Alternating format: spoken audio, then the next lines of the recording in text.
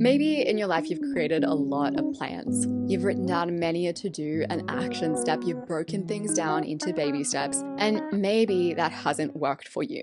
In this video, I want to talk about the power of creating a strategy instead of a plan. Welcome to Grow with Intention, the podcast for people who want to create a life that feels good. In this podcast episode, we're talking about the difference between creating a strategy for your life versus creating a plan for your life. Instead of making strategic choices, we often lean towards plans because it can feel really good to create a plan, and it can feel a lot riskier and a lot less comfortable to make strategic choices. If you're listening to this and you're like, I don't get it, what is the difference? Let me explain. Creating plans involves writing a list of action steps to take.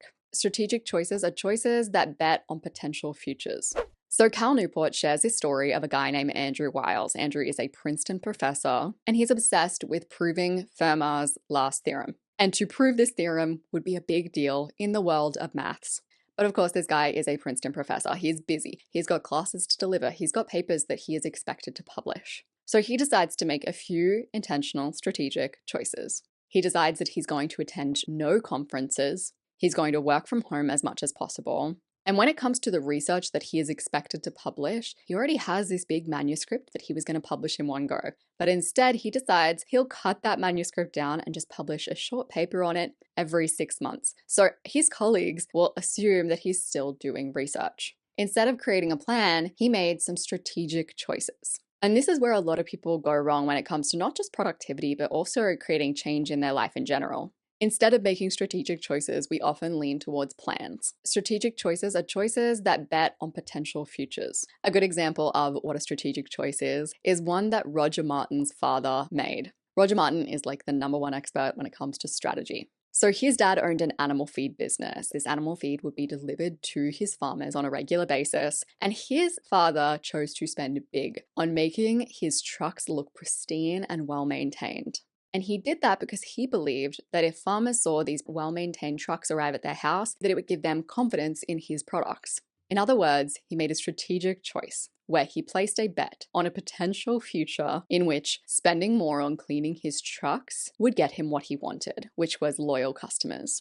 Andrew Wiles, who we talked about earlier, bet on a future in which not attending conferences, publishing short papers instead of his big manuscript, and working from home as much as possible would help him to create a future that he wanted. Even when people do things like quiet quitting, which is when they basically show up to work, do the absolute bare minimum, very intentionally, they are placing a bet on a potential future in which doing the bare minimum means that they are happier and more energized outside of work. What you'll notice about strategic choices is that they are almost always a little bit risky, a little bit uncomfortable to make, and there's usually some kind of trade-off involved. Richard Martin's dad spent more than average on cleaning those trucks. That's a risk. Andrew Wiles didn't attend conferences, so he didn't get to schmooze. He didn't get to network. That's a trade-off. Quiet quitting is a risk. There's a trade-off. So understanding what strategy is important, but how can you actually apply it to your life? Firstly, pick an area of your life where you're not performing as you want to. This could be in your relationships, your friendships, but also in your business, in your work. And then list the current choices that you are making. So whether you know it or not, there is strategy at play in every area of your life. You are choosing to spend your money in some ways and not others. You're choosing to spend your time with some people and not others. You are choosing to go to some places and not others. These choices might not be strategic and intentional, but they are choices that are betting on potential futures. Next, get clear on what your desired outcome is. So what do you want in that area of your life?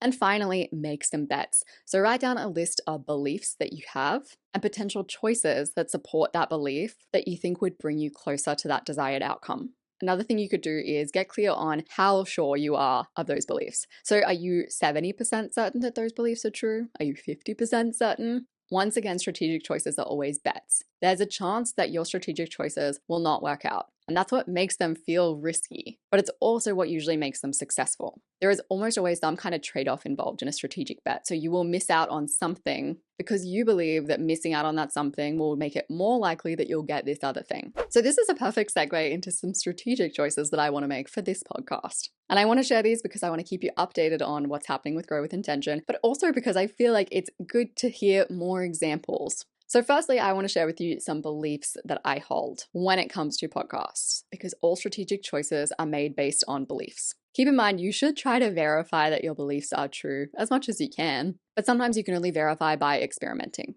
So one of my beliefs is that most people would prefer a shorter weekly podcast to a longer fortnightly podcast. As someone who has some favorite podcasts, I will hop on every single week and I know the rough time of week when these podcasts post. And I'll be like, is there a new podcast up yet? That's what I'm basing my belief on. And that belief has led me to a strategic choice of posting shorter episodes once a week instead of longer deep dive episodes every fortnight. My second belief is that podcasts will feel more personally sustainable and motivating to me if each podcast is based on one small idea rather than one big, broad topic, which is why I'm making the strategic choice to focus on individual small ideas each week, steering away from the broader episodes. My next belief is that most people would prefer to listen to podcast interviews where it's clear the podcast host has deep, burning questions about a topic and is super interested, which is why my next strategic choice is to focus mainly on solo eps, unless there is someone who I'm like, oof, I have some burning questions to ask them, which there has been, to be clear. I don't think that there's enough value in interviewing people unless that burning desire really exists. My next belief is that segments in podcasts can cause people to drop off unless they feel really valuable, which is why I'm cutting the mini move segment and simply introducing like an action plan that I share with you guys at the end of a podcast. So you're still going to end every episode feeling like, okay, I'm super clear on what I would need to do to take that idea and embrace it in my life. It's just not a separate segment. I feel like you can only really make strategic choices after you've dipped your toe in the water. You've gotten a good sense of what you like, what you don't like, what you want, and what you don't want. And I feel like that's finally where I'm at with my podcast. I want my podcast to feel different to my YouTube channel. I want to feel like putting out podcast content is fun. It's super valuable for you guys, but it also feels flowy for me. All strategic choices are an experiment, and these changes are no different. In 6 months' time, I'll review them and check in and be like, okay, is that actually working? Is it getting me what I hoped it would get me? And then if needed, I can reevaluate my bets, place bets elsewhere. Now it's time for the Recs of the week. So this is for those of you that enjoyed the podcast episode so much that you'd like to dive a little deeper and learn more. My first rec is Roger Martin's blog post series on Medium, all about strategy. He does talk about strategy as it applies to business mostly, but his ideas are so compelling. He is absolutely what inspired this podcast episode. And if you read his blog post, you'll find that pretty clearly. If you're really interested in the idea of strategy over planning, you will love his blog posts. He has so many of them as well, so you can really go down a rabbit hole. And my next rec is Thinking in Bets by Annie Duke. I read this book some time ago, and after I read it, I was inspired. I was like, these are some great ideas. I never used those ideas in my life, really. I just kind of forgot about it until I read Roger Martin's blog post series. And it immediately made me think of Thinking in Bets, and immediately some of the ideas in that book just clicked with me so much more. I would highly recommend it alongside Roger Martin's blog posts. I feel like they just go hand in hand. I appreciate you guys so much, and I will see you in the next podcast episode.